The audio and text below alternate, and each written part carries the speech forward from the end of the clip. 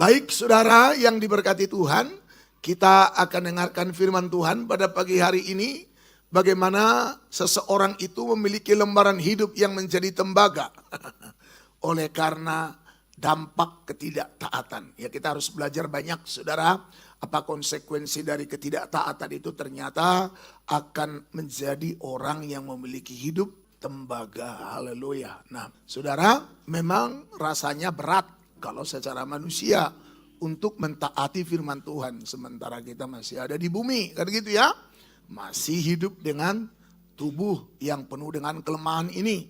Tetapi itulah makanya kita harus bergerak dalam kemustahilan. Itulah sebabnya gereja diperlengkapi dengan kuasa supranatural. Ini penting. Jangan sampai ini lepas dari kita. Sebab kita tanpa kuasa Allah, udah. Kita hanya cacing-cacing lemah yang ada dalam tanah yang tak berdaya. Haleluya. Kita akan selalu mengeluh, kita akan selalu berkata mana mungkin. Selalu ya sudah semua jadi mustahil. Tapi kalau kita sudah hidup di dalam Tuhan terhubung, itu dia. Saya akan selalu tekankan kata terhubung ini. Maka saudara yang dikasih oleh Tuhan, kita akan menjadi seperti Tuhan. Baginya tak ada yang mustahil. Sehingga semua yang mustahil yang kita lihat di depan kita itu menjadi tidak mustahil bagi kita yang menghadapinya. Katakan haleluya. Ya, makanya perlu iman Deborah dan Barak itu. Ini kolaborasi, kerjasama. 5 jawatan itu penting. Supaya kita terus diperlengkapi. Katakan haleluya. Nah terus gimana dong hidup yang menjadi tembaga oleh karena dampak dari ketidaktaatan itu. Mari kita lihat dulu firman Tuhan, Ulangan 28 ayat 23. Kita baca bersama-sama firman Tuhan, 2 ya. Langit di atas kepalamu menjadi seperti tembaga dan bumi seperti besi. Oke. Langit di atas kepalamu menjadi seperti apa? Itulah yang disebut dengan hidup yang menjadi tembaga.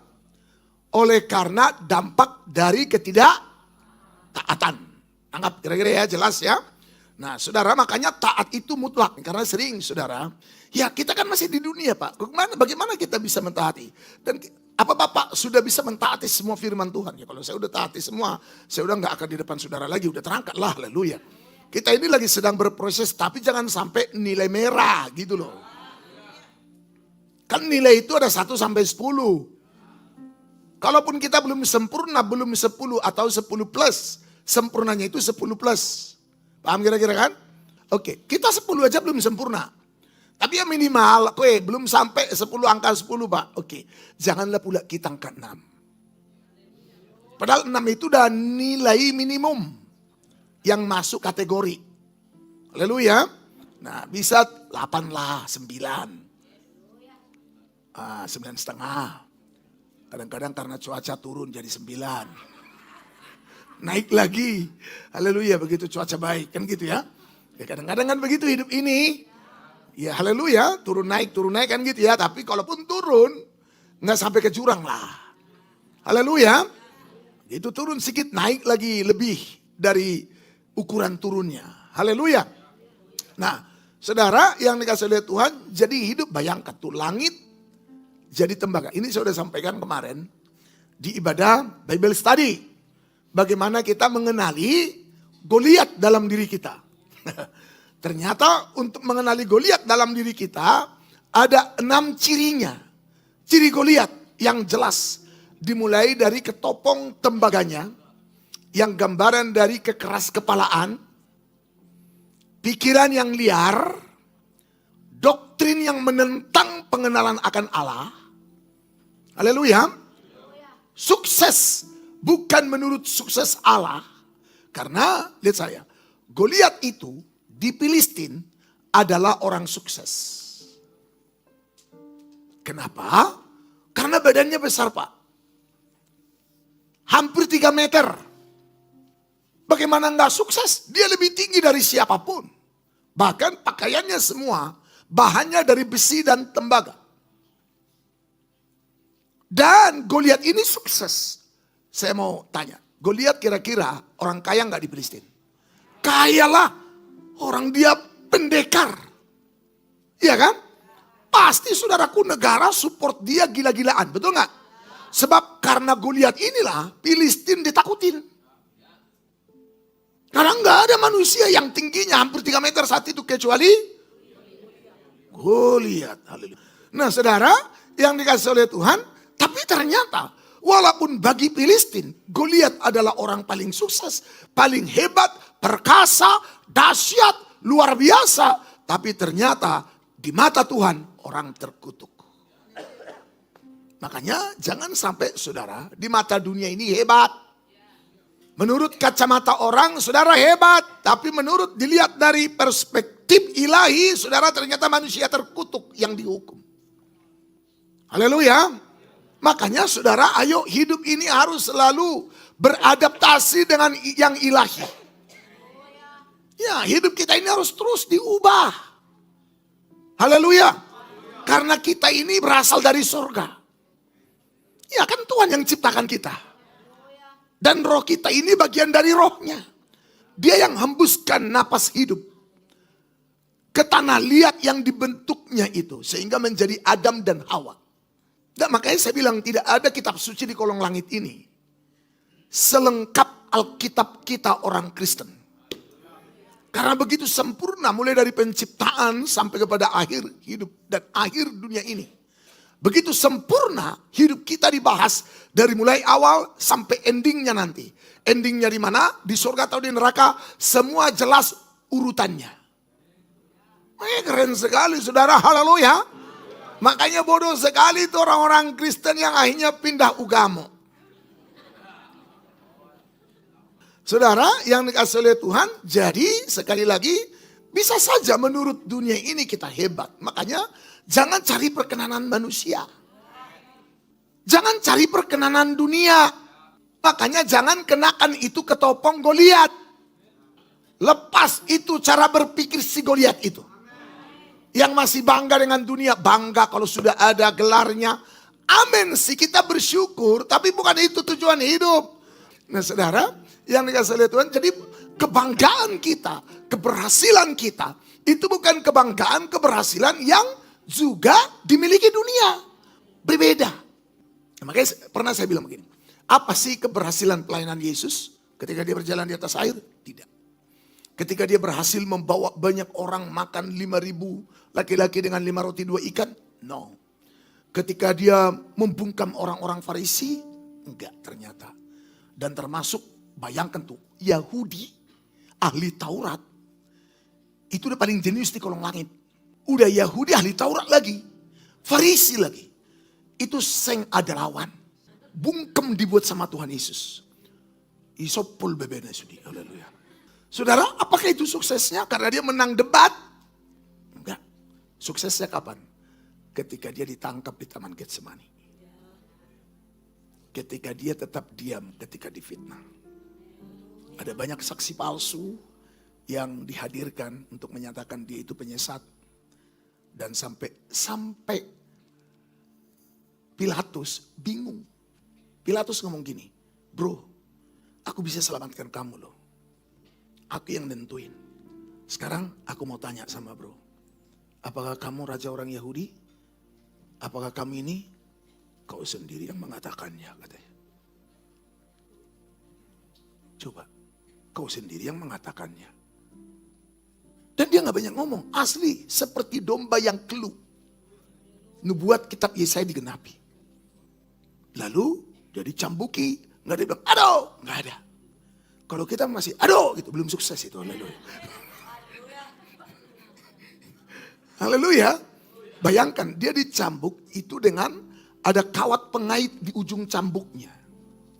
Makanya ada banyak sekali dagingnya yang tercabik. Nah itulah ayat yang berkata, oleh bilur-bilurnya kita disembuhkan. Haleluya. Oleh bilurnya, saya nggak tahu tadi pas doa, saya tahu itu adalah doa profetik. Akan ada banyak mujizat Tuhan kerjakan di sini. Mujizat kesembuhan. Haleluya. Ingat, bukan itu tujuan kita. Kalaupun nanti terjadi banyak mujizat, jangan jadi si Korajim kau. Ini perlu diingatkan. Jangan jadi si Betsaida. Jangan jadi si Kapernaum. Artinya apa? Di dalam hidup mereka, di kota itu banyak mujizat. Tapi masalahnya nggak tobat. Jadi kita boleh banyak mengalami perbuatan Tuhan. Amin untuk itu. Dari mulai lahir kau sampai udah sekarang ini. Saya lihat pertolongan Tuhan itu ajaib. Amin. syukur bagi Tuhan. Tapi yang jadi pertanyaannya sekarang, setelah kau mengalami banyak perbuatan Tuhan dan mujizat Tuhan, bertobat enggak? Berubah enggak hidupnya? Pak, dulu kami miskin, Pak. Dulu kami untuk makan aja, Pak, ceplok telur, Pak, itu bisa bagi 3, Pak. 1 butir telur. Sekarang, Pak, oh puji Tuhan, kami 1 orang bisa 5 telur. Amin untuk itu. Tapi setelah kau makan 5 telur sekali makan, udah bertobat gak kau? Lo iya dong. Haleluya. Saya udah 31 tahun penggembalaan. Saya melihat mujizat Tuhan yang luar biasa. Sekarang pelayanan ini begini-begini. Ya memang ya, itu faktanya. Tapi pertanyaannya, makin rendah hati enggak? Makin bertobat enggak si Tamrin? Makin sombong enggak? Itu terus kupergumulkan Bapak Ibu. Karena enggak bisa pengalaman yang lalu, perbuatan-perbuatan Tuhan, patokan kita hidup hari ini. Enggak bisa. Ya, Tuhan sudah lakukan banyak hal. Tuhan juga akan lakukan sekarang. Tapi yang paling Tuhan rindukan adalah bagaimana hidup ini, hati ini menjadi seperti hatinya. Pikiran kita menjadi seperti pikirannya. Katakan haleluya. Jadi tetap ada sukacita di hati. Walaupun hari ini makannya terancam. Ini malah sudah hari yang kedua puasa. Bukan karena sengaja. Tapi karena tak ada. Gak ada masalah, gak ada masalah. Selama kau kuat, bertahan dan kuatlah. Saat pencobaan datang silih berganti. Haleluya. Nah saudara, yang dikasih oleh Tuhan, kita kembali lagi supaya bagaimana hidup kita ini benar-benar kita hindarkan dari hidup bagaikan tembaga. Nah kemarin jadi itu masih yang pertama ya. Ada lagi baju zirah Goliat. Kembali juga dari tembaga. Ini bicara tentang hati yang keras.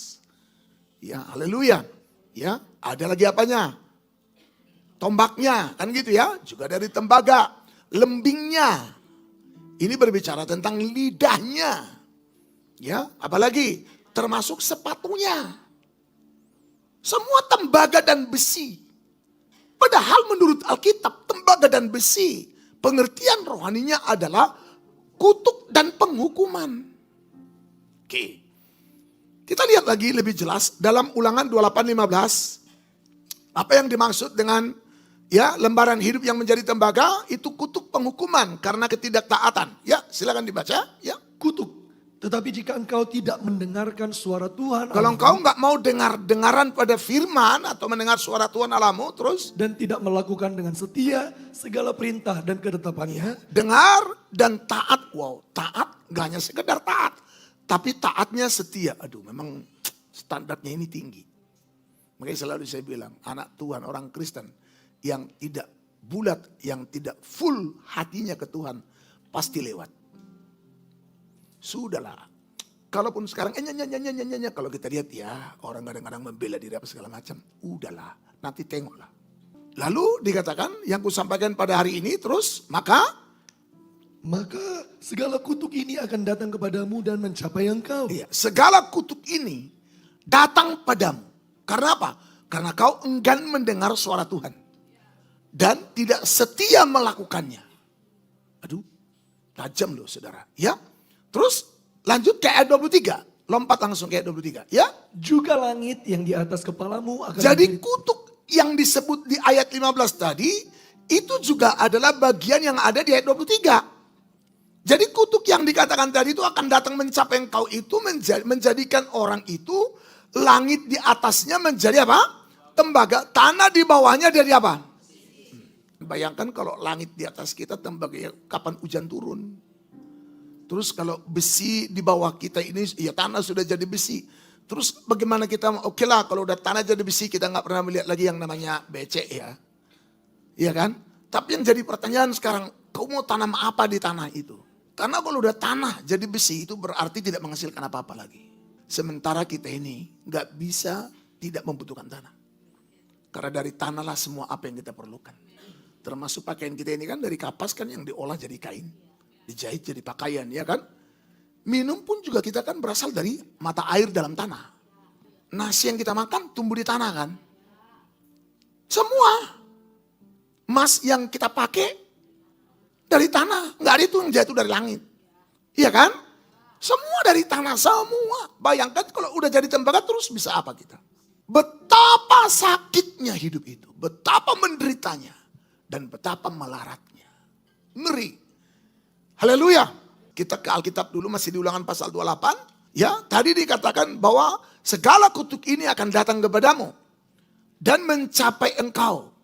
Terus ayat 16 ya. Terkutuklah engkau di kota, Ya. dan terkutuklah engkau di ladang. Terus lanjut. Terkutuklah bakulmu dan tempat adonanmu. Iya, terus. Terkutuklah buah kandunganmu, hasil bumimu, anak lembu sapimu, dan kandungan kambing dombamu. Kemana kambing dombamu lagi mau makan rumput? Udah jadi besi. Adonanmu ya terkutuklah kosong. Gak ada lagi yang bisa kau adon. Karena roti, gandum, tepung udah gak bisa lagi dihasilkan. Tanah sudah jadi besi. Gak usah. Tanah bisa aja tetap tanah. Tapi kalau sudah langit jadi tembaga, berarti gak ada lagi hujan. Haleluya. Nah, udah langitnya tembaga, tanahnya besi, sempurnalah penderitaan itu. Nah, nggak sampai di sini ya. Terkutuk buah kandunganmu, hasil bumimu, anak lembu sapimu, kandungan kambing dom. Anak-anak kita pun yang kita lahirkan jadi ikut kena terkutuk karena nggak bisa lagi makan apa-apa. Lanjut terus ayat 19. Terkutuklah engkau pada waktu masuk dan terkutuklah engkau pada waktu keluar. Mau keluar, mau masuk kemanapun dia, mau keluar rumah, mau masuk rumah, mau kemanapun kalau udah namanya keluar dan masuk tetap apa? Kutuk. Aduh terus. Tuhan akan mendatangkan kutuk, huru hara dan penghajaran ke antaramu dalam segala usaha yang kau kerjakan. Iya, terus? Sampai engkau punah Terus? dan binasa Terus? dengan segera karena jahat perbuatanmu. Terus? Sebab engkau telah meninggalkan aku. 21. Tuhan akan melekatkan penyakit sampar kepadamu. Sampai dihabiskannya engkau dari tanah. Terus? Kemana engkau pergi untuk menduduki. 22. Tuhan akan menghajar engkau dengan batu kering. Batu kering. Gua kayaknya udah mau ada dahaknya tapi nggak ada juga. Haleluya. Sudah minum segala jenis obat batuk tapi king. Haleluya, haleluya. Haleluya. Ya, terus apa lagi? Demam. Demam. Kepialau. Nah, makanya nih sekarang masa-masa demam semua ini kan. Nah, saya berdua nih biar pengurapan mujizat kesembuhan itu. Kita memiliki imun yang mampu membunuh virus semuanya. Agak nyentak dong aminnya. Haleluya. Demam kepialu. Terus? Sakit radang. Nah, ini haleluya. Inflamasi nih kalau istilah ininya. Kebetulan ku ingat. Haleluya. Peradangan. Haleluya. Biar makin hafal. Terus? Kekeringan. Ya udah karena udah besi dalam tembaga. Terus? Hama dan penyakit gandum. Mungkin saja masih ada dikit-dikit tanahnya. Langsung ada hama, penyakit gandum. Terus? Semuanya itu akan memburu engkau sampai engkau binasa. Terus 23 sekali lagi. Juga langit yang di atas kepalamu akan menjadi tembaga. Aha. Dan tanah yang di bawah pun menjadi besi. Inilah akibat dari ketidaktaatan. Tadi Tuhan bilang karena engkau meninggalkan aku. Ayo buang Goliat dalam dirimu. Lepaskan itu dulu ketopong tembagamu. Lepaskan perisai tembagamu. Kita sering membela diri dengan cara kita kan. Perlindungan diri kita. Kubu-kubu pertahanan yang dibangun keangkuhan manusia. Lepas. Makanya nggak ada cerita lain. Bertobat. Katakan haleluya. Supaya ini jangan sampai mengikuti kita. Datang dan mencapai kita. Dijauhkan ini dari kita. Nah kalau kita baca ini bukan mau nakut-nakutin. Karena faktanya ada banyak orang ada di ayat ini. Loh betul gak saudara? Waktu kita baca tadi kira-kira jujur. Saudara merasa ada gak ayat itu yang ada di hidupmu? Nah, makanya saudaraku terus gimana dong? Makanya gak ada pilihan lain. Harus melekatkan diri pada Tuhan. Haleluya. Jadi ketidaktaatan. Hidup menjadi tembaga dan besi. Adalah hidup yang gagal mengalami pemurnian. Sekali lagi. Supaya mudah kita pahami arti dari ketidaktaatan ini. Apa itu? Itulah yang disebut ketidaktaatan itu adalah hidup menjadi tembaga dan besi. Artinya terkutuk. Kan gitu ya. Terkutuk dan dihukum dengan kutuk. Kurang lebih begitulah.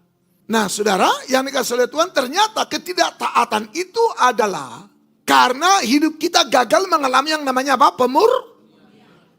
Jadi kalau kita gagal dimurnikan, kita nggak akan pernah bisa taat seperti yang dikehendaki Tuhan. Kita nggak boleh taat menurut versimu. Ukuranmu nggak bisa. Harus ukuran Tuhan. Makanya firman Tuhan berkata, ukurlah bait suci Allah dan mezbah dan mereka yang beribadah di dalam. Lalu aku mengambil sebatang bulu bagaikan tongkat pengukur rupanya. Kan begitu kata Alkitab.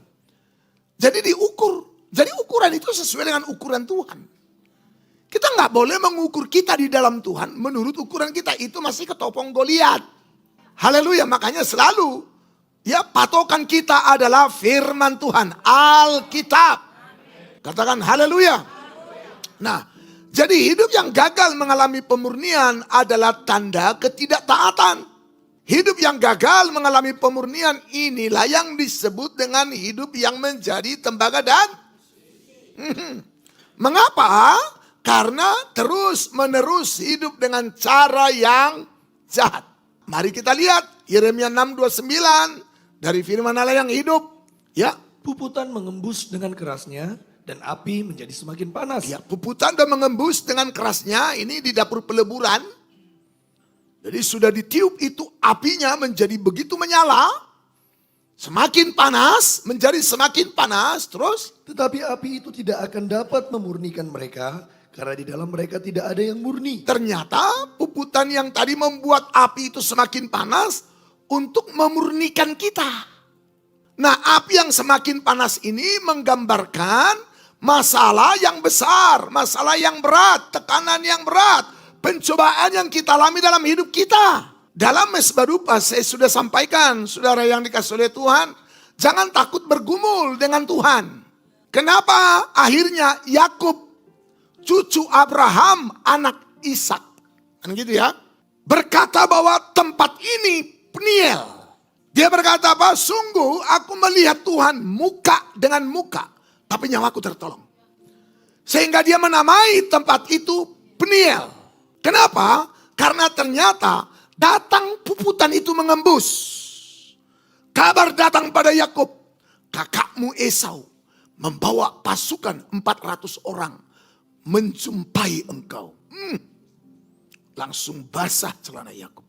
Karena dia teringat bagaimana dulu marahnya Esau ke dia setelah berkat sulung itu jatuh atasnya dari Ishak.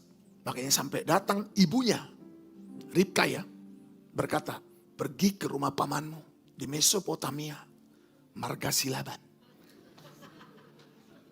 Haleluya. Ya, pergi ke sana karena udah kutengok muka kakakmu, maksudnya Esau, itu sudah merah padam. Itu sudah bagaikan naga merah padam yang siap menghabisimu. Karena Esau sudah berpikir, begitu bapak Ishak meninggal, kuhabisi kau. Jadi kalau Esau belum langsung bunuh Yakub, karena masih hidup si Ishak. Tapi nanti dia udah berkata, ada ayatnya itu, nanti begitu bapak meninggal, aku akan menghabisimu. Dan akhirnya dia lari, saudara. 14 tahun dia ada di rumah Laban, di rumah mertuanya, betul? Dan memang dia diberkati Tuhan luar biasa. Dan akhirnya dia pulang dari sana, kembali ke tanah kelahirannya, Kanaan, kan gitu ya. Saudara, apa yang terjadi? Ternyata Esau datang menghampiri dia. Udah pastilah Esau punya niat sesuatu, ngapain dibawa 400 pasukan. Kalau hanya untuk menyapa atau hanya untuk menjemput, kan gitu ya. Tapi saudara, ini ketakutannya Yakub, ini cobaannya. Ini puputan yang mengembus itu. Api semakin keras. Kemana Yakub lari? Dia seberangkan semua yang bersama dia menjadi 2 pasukan. Lalu dia menyendiri tepi sungai Yabok. Kemana dia lari? Itu pada malam itu. Dia datang kepada Allah Abraham, Ishak ayahnya. Dia berteriak. Sehingga muncullah perak dan emas. Ada yang murni keluar. Apa yang murni itu? Dia ketemu Tuhan. Saudara kan murni kalau saudara bisa ketemu Tuhan. Sebab tanpa kekudusan tidak seorang pun melihat Tuhan. Makanya kalau datang pencobaan, itu untuk menghabisi ketidakkudusanmu. Motivasimu. Hatimu yang masih keras dan angkuh, dan hatiku juga. Dan akhirnya apa? Puji Tuhan. Waktu dia bergumul, Makanya saudara, makanya selalu saya bilang, kalau saudara lagi dalam pencobaan yang berat, dalam kesusahan yang berat, itulah momen paling mantap, paling hebat untuk ketemu Tuhan. Makanya selalu saya bilang, kalau saudara nggak bisa ketemu Tuhan di masa-masa terpuruk di hidupmu, di masa-masa terendah, di masa-masa tersulit, kau nggak bisa ngalami Tuhan. Nggak ada yang bisa menolongmu. Dan kalaupun kau tertolong, tetapi kau akan menjadi Goliat dengan ketopong tembaga, baju jerat tembaga, perisai tembaga, dan juga sepatu tembaga. Hidupmu jadi manusia. Karena nggak selalu tembaga kutuk itu kekeringan, miskin. Itu juga bisa sukses, keberhasilan menurut dunia, tapi dikutuk di hadapan Tuhan. Saya tahu ada banyak presiden di neraka, banyak profesor doktor di neraka, banyak orang kaya di neraka. Orang firman Tuhan yang bilang susah sekali masuk surga orang kaya. Tapi sekarang saya lihat juga orang miskin susah juga masuk surga. Haleluya. Haleluya. Bukan cuma orang kaya. Karena ada banyak orang miskin, udah miskin, banyak masalah. Bukannya ketemu Tuhan di tepi sungai Yabok. Salam. Harusnya kita ketemu Tuhan, ada masalah ketemu Tuhan dong. Kalau saudara kayak Yakub ketemu Tuhan. Nah, waktu dia mau pergi ke rumah Laban, dia ketemu Tuhan di Betel. Haleluya. Makanya dia bilang, alangkah dahsyatnya tempat ini. Makanya kalau mau ketemu Tuhan, dengar firman, kau semangat sikit mukamu. Pas ketengoanku lagi ada muka yang ngaleng. Haleluya. Bagaimana kau dengar begini aja, kau gak bergelora, bergairah. Bapak ini asik ketemu Tuhan. Aku mau ketemu uang.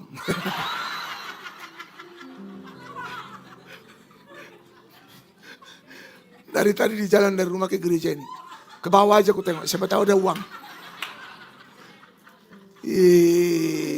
Bagi Ami,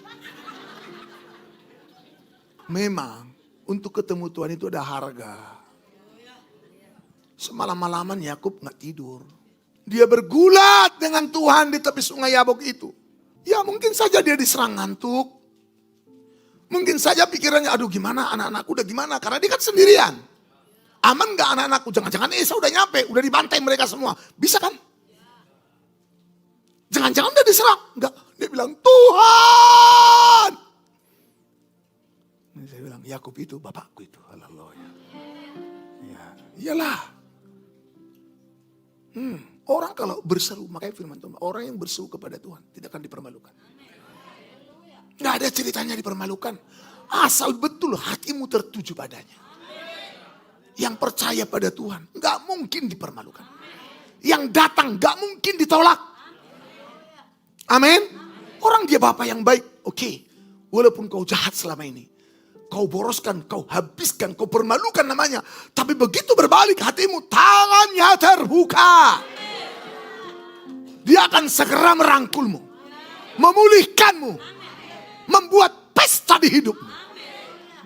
Makanya saya bilang tidak ada orang Kristen yang hidupnya terus melarat di kandang babi kalau betul bertobat dengan sungguh-sungguh.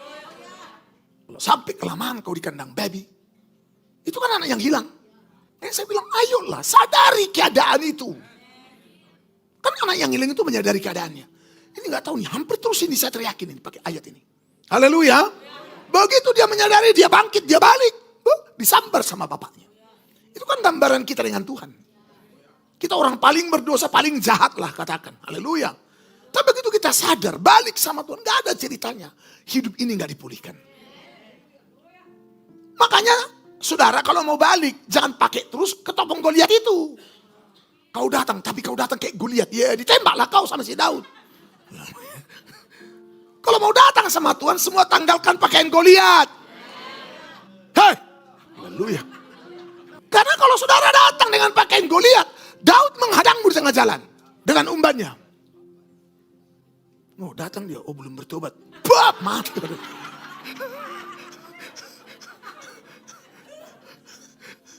Karena dia bertobat kan. Masih dengan perlengkapan Goliat dia datang. Banyak kita datang ke Tuhan tapi masih pakai ketopong Goliat. Cara berpikirnya masih kayak orang dunia.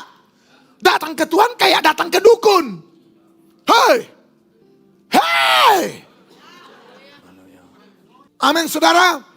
Ya nggak apa-apa lah. Gimana mau dibilang ini fakta. Kenapa sih susah kali hidup ini dipulihkan? Nggak ada yang terlalu sukar. Orang kita lihat di Kejadian. Bumi belum berbentuk dan kosong. Gelap gulita menutupi samudera raya. Apa susah Tuhan memulihkan keadaan dunia ini? Hari pertama udah langsung baik. Hari kedua baik. Tidak ada merosot. Hari ketiga sampai hari keenam. Sungguh amat. Hari ketujuh. Sungguh amat baik. Harusnya kalau kita udah dipulihkan. Oke lah masih hari pertama masih ini. Masih oke lah ada step-stepnya. Ada tahap-tahapnya. Tapi kan endingnya nanti menjadi sungguh amat baik. Haleluya. Jadi jangan sampai tahun 2021 kayak gini. 2022 kayak gini juga. 3 juga gini. 24 gitu. 25 gini gitu. 26 besi tembaga.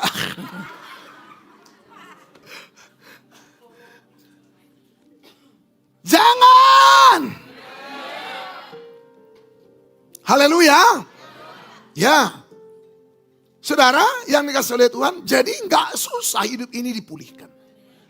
Nggak, jadi jangan bilang gini, iya Pak, kemarau sekarang itu kutuk. Susah sekarang Pak, itu kutuk. Kalaupun dunia ini dikutuk, kalau kau tidak, di dunia yang terkutuk ini kau tetap diberkati.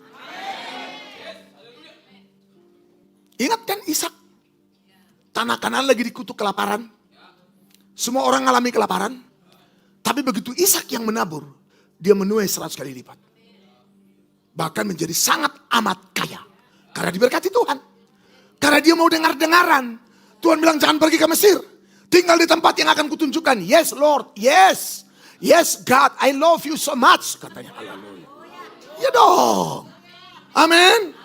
Walaupun di Mesir ada pertolongan. Mesir itu siapa? Tulangnya. Mesir itu siapa? Nemborunya, kilanya, nandenya. Artinya ada pertolongan, usahanya. Tapi dia gak mau, dia mau ngandalin Tuhan. Langsung Ishak nyanyi. Penolongku hanyalah dirimu.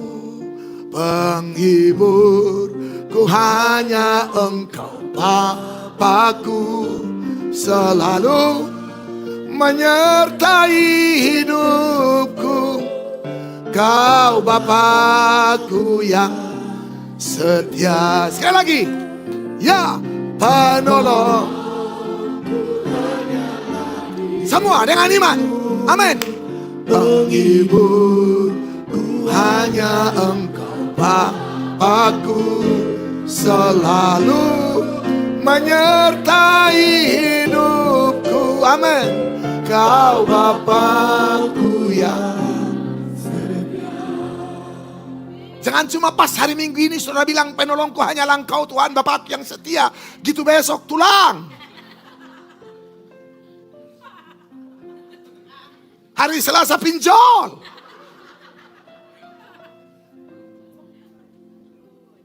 Hari Rabu apa? Bun. Siapa penolong kita? Tuhan itu rindu hati kita berbalik padanya. Seperti Bapa sayang anaknya, demikianlah kau menuntun langkahku. Hari depan indah kau beri, rancanganmu yang terbaik bagiku. Kurang sayang apa Tuhan sama kita coba? Dia turun dari sorga. Andai kata pun dia nggak mati, turun dari sorga saja itu udah bukti cintanya sama kita. Dia harus tinggalkan kesetaraan dengan Bapaknya, kan begitu ya? Walaupun andai kata dia nggak tersalib di kayu salib, itu aja udah cukup bagi kita untuk melihat betapa kasih cintanya yang berlimpah bagi kita. Tapi bukan cuma itu, dia ambil rupa lagi sebagai seorang manusia. Dan bahkan menjadi hamba. Hanya demimu dan aku. Dan bukan hanya itu, bahkan dia sampai mati di kayu salib. Ia merendahkan dirinya bahkan taat sampai mati di kayu salib. Itu untuk apa dia mati? Bukan untuk dirinya. Bukan untuk memenuhi sorga, enggak.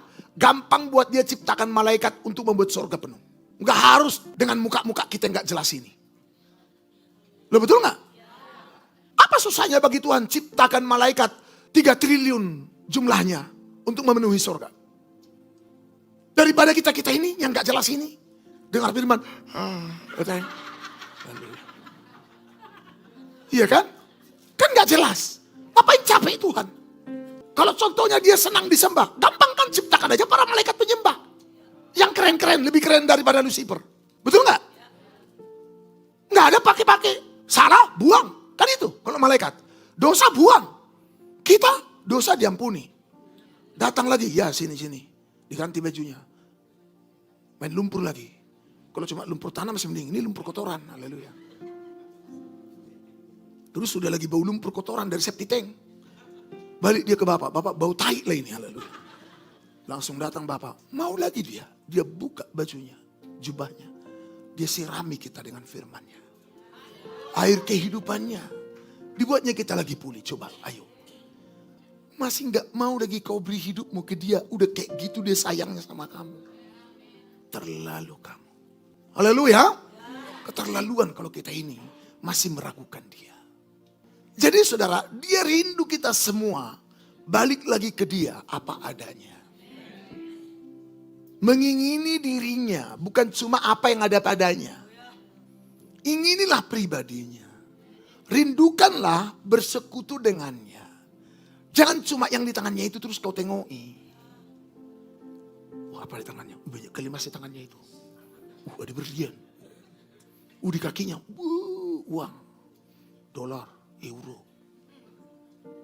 Pound sterling. Banyak kali. Rupanya 100 meter dalamnya uang semua. Wah, sehingga kita datang ke dia. Bukan dia yang kita lihat, uangnya. Walaupun kita, Bapak, tapi uangnya mata kita ke uangnya. Loh, betul enggak? Bukankah kita berdua begitu, Tuhan, berkatilah aku hari ini. Kan mata kita uang. Dia itu hanya pelengkap saja.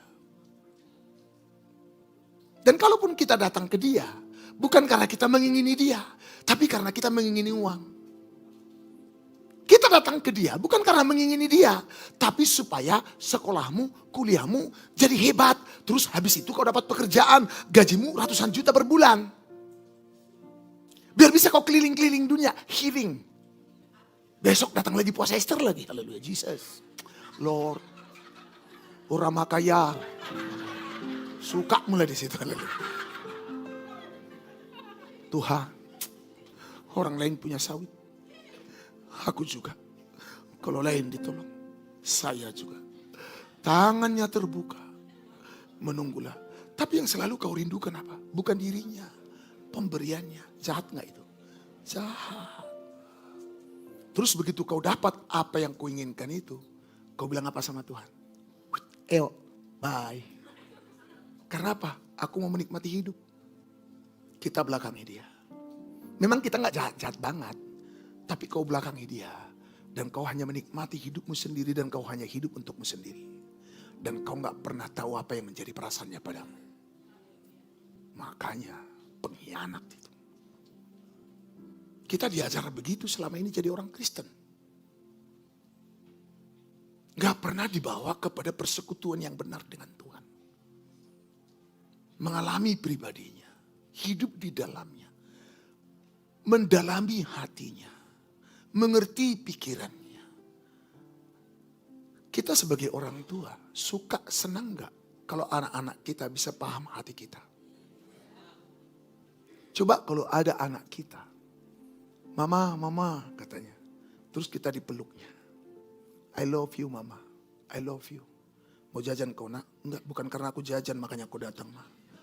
Aku hanya ingin ada di pelukan. Aku rindu dirimu. Bukan jajan.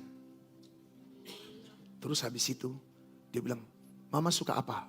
Biar aku gorengin atau aku masak. Apalagi dia udah tahu. Kita suka contohnya apalah kira-kira kesukaan saudara, haleluya. Mie gomak katanya, haleluya. Terus tiba-tiba bayangkan kalau sampai anakmu belajar buat mie gomak.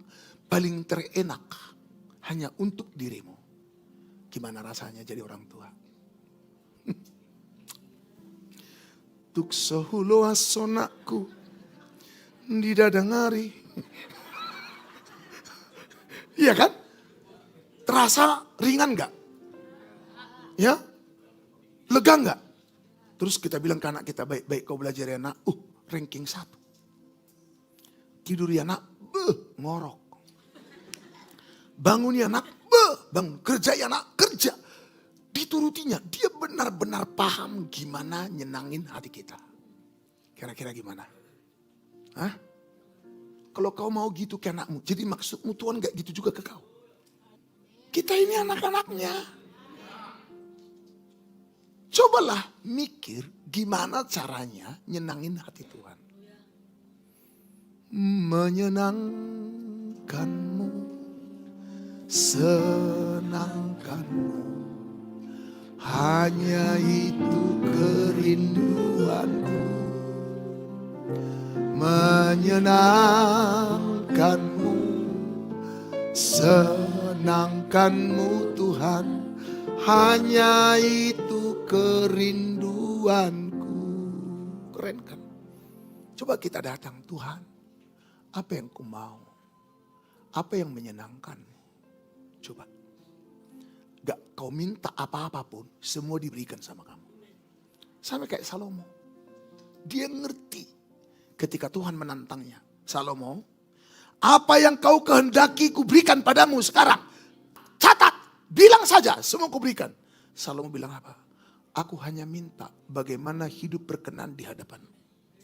Supaya aku jangan salah menjadi hakim memimpin umatmu yang besar ini. Berikanlah aku kebijaksanaan. Supaya aku bijaksana seperti Engkau Tuhan. Memimpin umatmu yang besar ini. Agar jangan berdosa mereka kepadamu. Supaya menyenangkan hatimu. Langsung Tuhan kayak terbang dia. Iya, tiba-tiba ada serasa terbang seluruh jiwa raganya. Gitulah kurang lebih, haleluya. Lalu Tuhan bilang apa? Karena engkau tidak minta nyawa musuhmu. Tidak minta kekayaan. Tidak minta emas ini dan itu. Semua itu kuberikan padamu. Dan sebelummu tak akan ada kayak kau. Sesudahmu juga takkan ada kayak kau kayanya. Penuh hikmatnya dan segala-galanya. Keren gak? Itu. Haleluya. Jadi cobalah dulu kalau datang ke Tuhan. Jangan terus Tuhan. Jodoh. Sebentar yang berjodoh pun sudah banyak yang sudah ini. Haleluya. Expired. Haleluya. Apalagi di tengah-tengah krisis kasih sekarang ini. Kan gitu ya. Tuhan, tolonglah. Biar aku bisa beli mobil. Biar aku bisa nge-grab. Nge-grab bu imamu kata Tuhan. Padahal rencanganku ke kamu. Kau yang punya Grab semua yang ada di Sumatera ini. Haleluya. Ini baru permulaan. Puputan mengembus dengan kerasnya dan api sudah makin panas. Tetapi api itu tidak dapat memurnikan mereka. Karena di dalam mereka tidak ada yang apa? Yang murni. Untuk apa usaha ini dilanjutkan? Semuanya hanya apa? Timah hitam, tembaga, besi. Jadi kenapa jadi tembaga besi? Karena gagal dimurnikan. Kenapa jadi manusia tembaga dan besi? Karena nggak ada kemurnian. Mau dikasih masalah apapun, mau dikasih pencobaan apapun, dibawa ke dapur api kayak apapun, tetap nggak bisa ditemukan yang murni di hidupnya. Diberkati makin gila. Dikasih proses cobaan makin ritik. Entah ritik dan gila apa bedanya. Haleluya.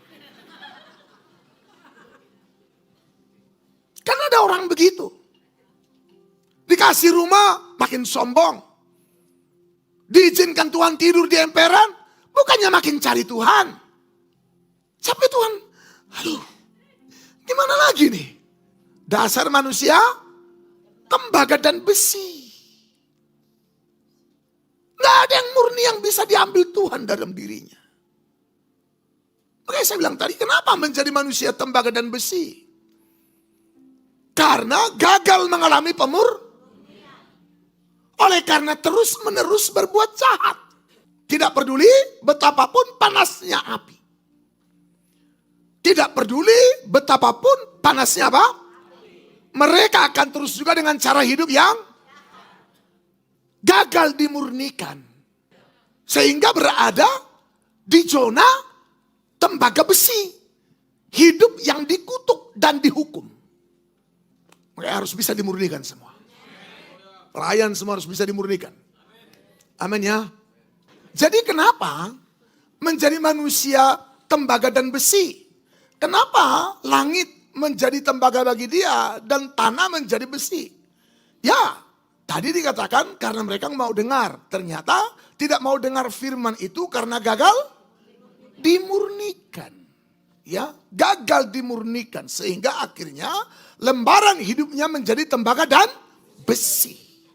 Itulah hidupnya sehari-hari.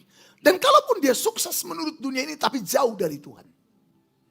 Gak ada gunanya kau orang kaya tapi jauh dari Tuhan.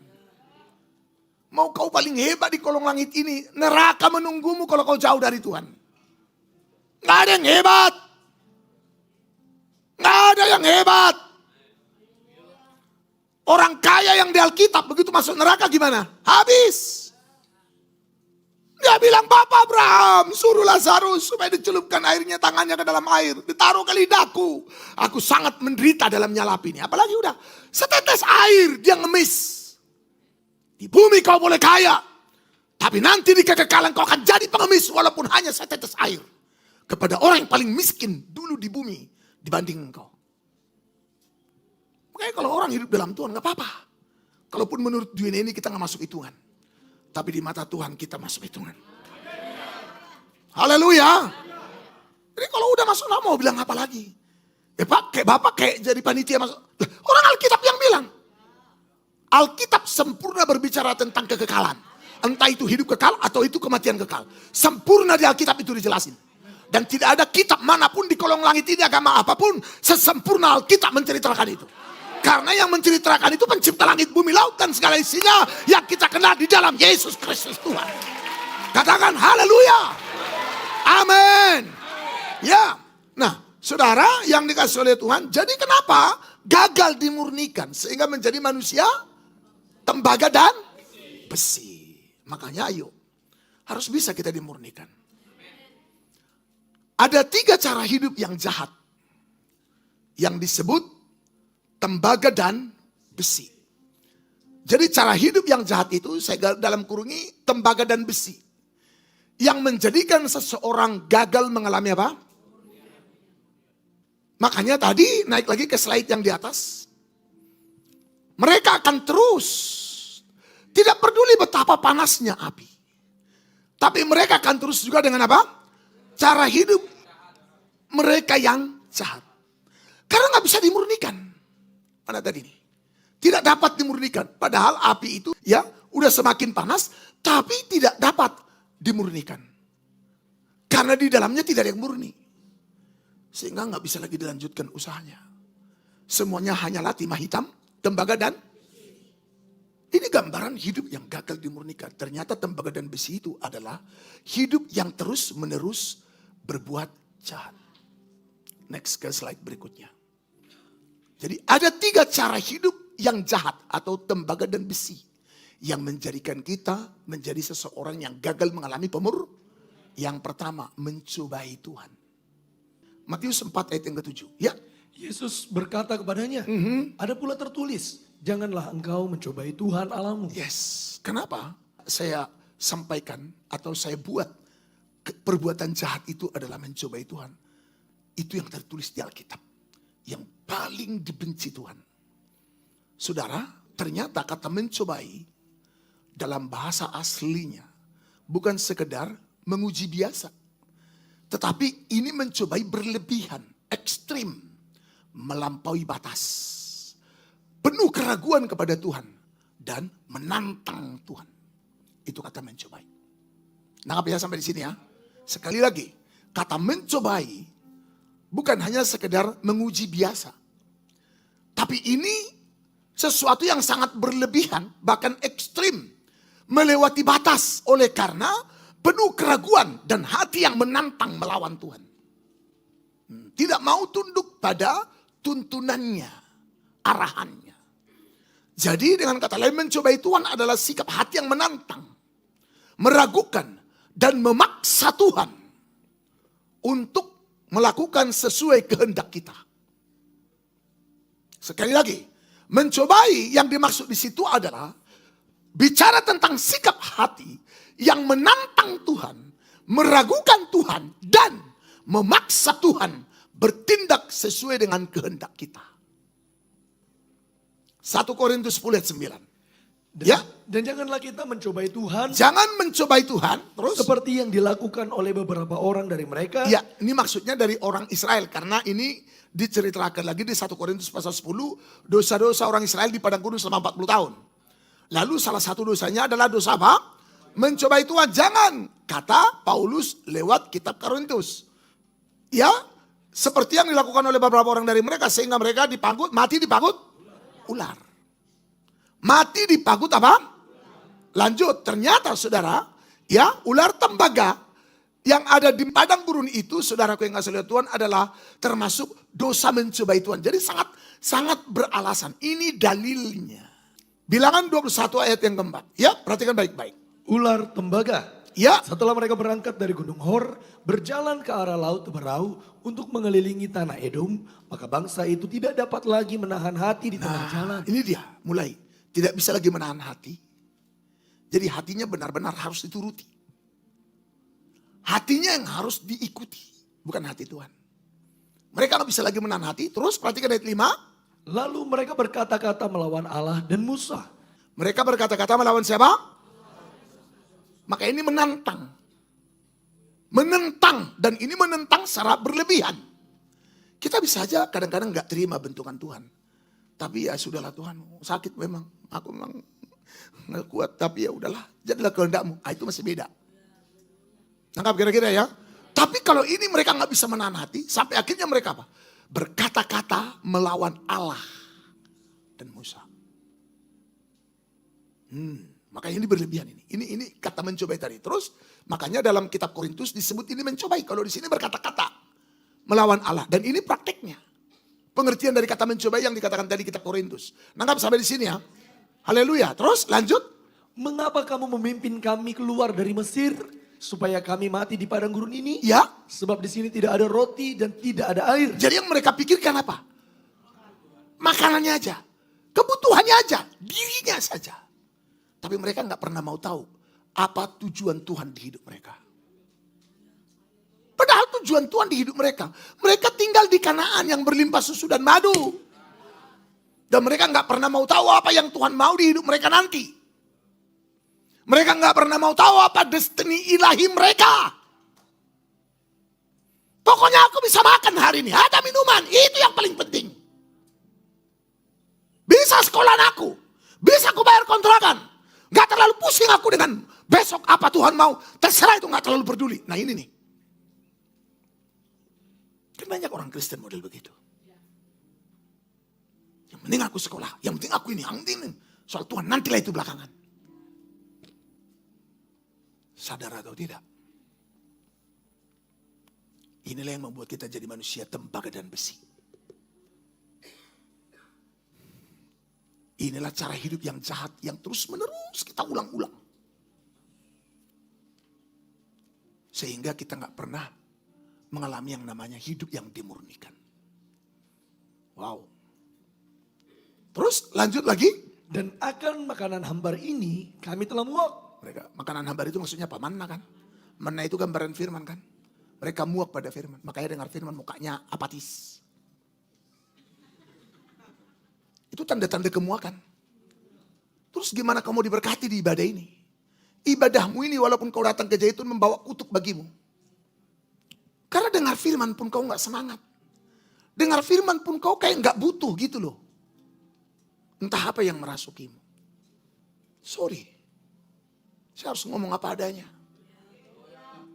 Saya harus lakukan, harus katakan apa yang Tuhan mau.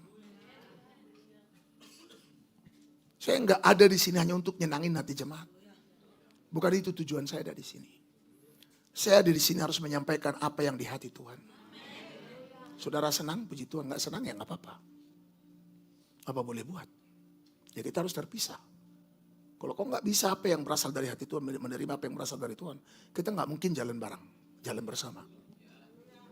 Haleluya. harusnya ada lapar dan haus. Jadi begitu firman Tuhan disampaikan. Si Bayu khotbah, si Kensom khotbah, siapapun khotbah. Walaupun saya duduk di belakang. Itu mataku melotot. Hatiku terbuka menyambar-nyambar firman itu. Itu bukan sekarang. Itu dari dulu sejak lahir baru. Dulu mau fellowship, mau seminar apapun saya gak peduli. Amenku tuh menggelegar. Kadang-kadang lebih kuat dari suara hamba Tuhan. Padahal saya tanpa sound system. Gak mungkin dong saya dikasih sengaja mic untuk amenkan. Iya kan? Bukan karena saya buat-buat. Itu spontan. Karena hati ini bergelora pada firman. Haleluya. Ya, bergelora makanya beda. Kan saudara juga beda kan mendengar firman kan? Itu tergantung bagaimana kau meresponinya. Bagaimana engkau menilai firman itu. Bagaimana engkau bisa menjadikannya harta terindah dalam hidupmu. Haleluya.